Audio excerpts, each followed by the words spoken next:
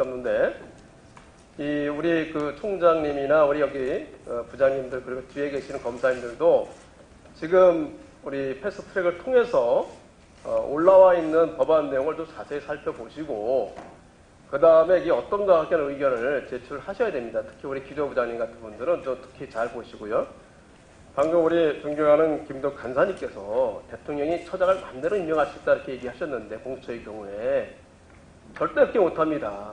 처장 추천위원회가 7명인데 그중에 야당이 추천하는 사람이 2명입니다. 근데 7명 중에서 6명이 찬성을 해야지만 추천을 할 수가 있어요. 어떻게 대통령이 마음대로 합니까? 그죠? 말이 안 되는 얘기고요.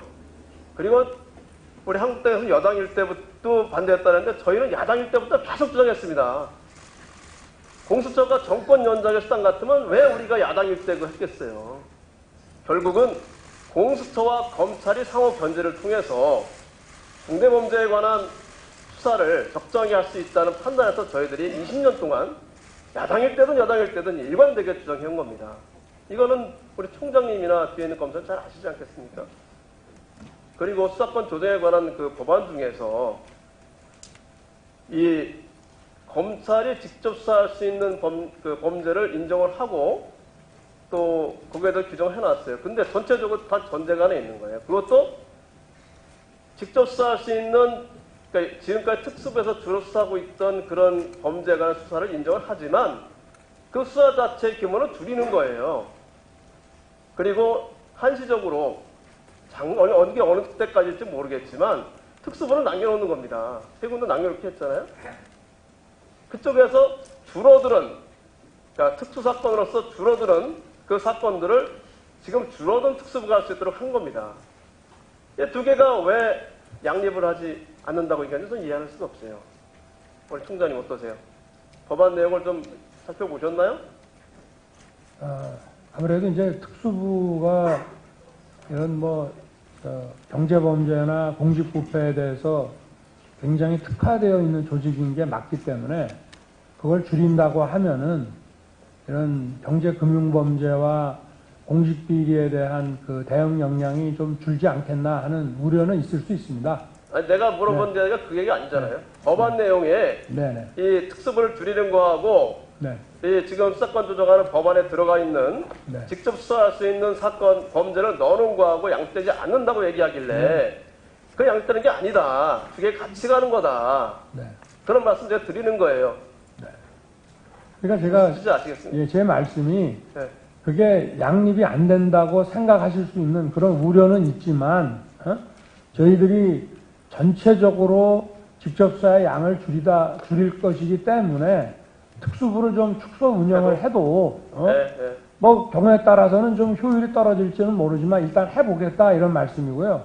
뭐 만약에 해보다가 정말 국가적인 수요가 막 일어나고 도저히 안 되겠다 그러면 그때 또 의원님들께서 먼저 말씀을 하셔서 이런 거는 좀 해야 되는 거 아니냐 이렇게 하실 수 있지 않겠습니까?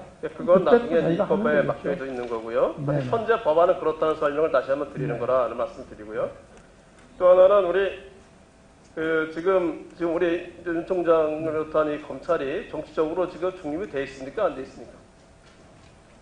저희들은 아까도 말씀드렸지만 좌고우면 하지 않고 법과 원칙에 따라서 그럼 어느 때보다 중립이 되어 있는 거예요. 수사 자체에 대해서 관여하지 않는다는 거예요. 그래서 PPT 하나만 잠깐 띄워주시면. 제가 참고로 이 말씀 먼저 드려야 되겠어요. 제가 피의사실 공표에 대해서 지난해 김성태 전 자유한국당 대표님이 남부에서 조사받는 사건에 대해서도 얘기했어요. 그렇게 피의사실 공표 날리면 안 된다. 이 사건 때문에 이게 처음 얘기하는 게 아니에요.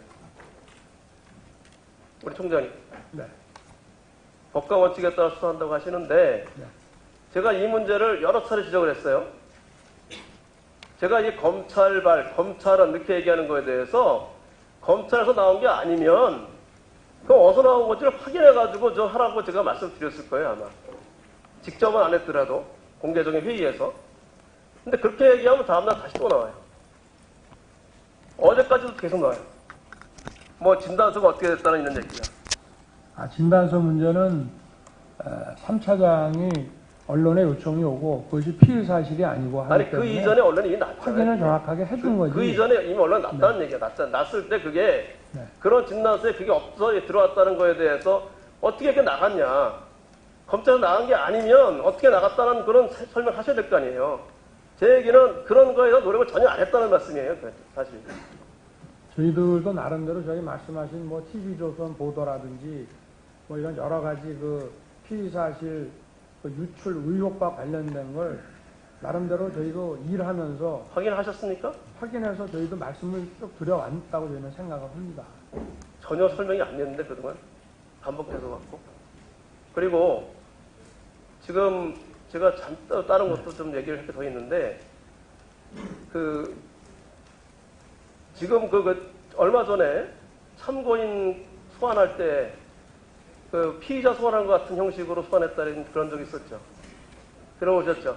저는 들어보지 못했습니다. 한동훈 부장 들어보셨어요? 언론 보도로 봤습니다. 언론 보도에 그죠? 그 사실이잖아요, 그죠? 그것은 실무자의 착오였던 것으로 저희가 해명을 했다고 중앙지검도 실무자 보고받았습니다. 착오라고 하는데 그런 게 기본적인 자세가 그렇다는 거예요. 참고인도 그러니까 참고인을 그에 소환한 한 번의 문제가 아니라 참고인을 불러서 조사할 때 굉장히 그것에 대해서는 갔다 온 사람이 좀 많이 거부감을 갖게 했다고 그래요. 그런 것 때문에 뭐라라는 거예요. 제가 여러 번 강조했어요. 수사를 하라 말라 하지 않았다고. 수사들 다 하라고 제가 여러 번 강조했습니다. 그러니까 이렇게 얘기가 안 나오도록 수사할 수 있는 거 아니에요? 우리 한동훈 부장 정도 되면?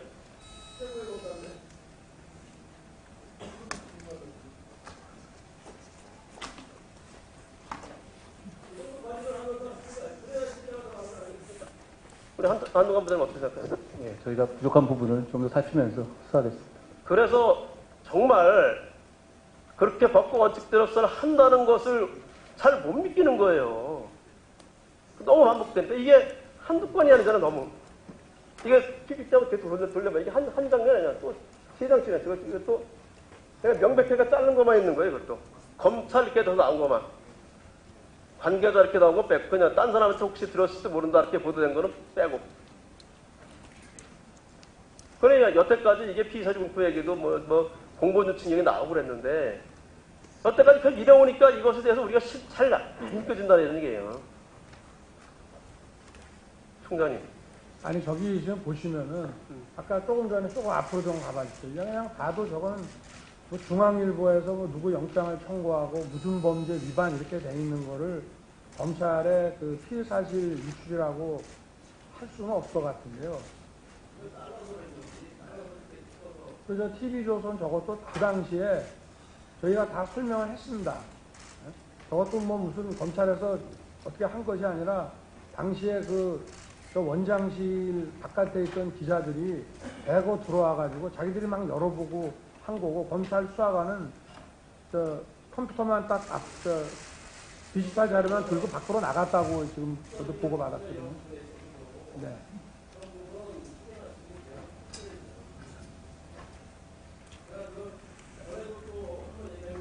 네.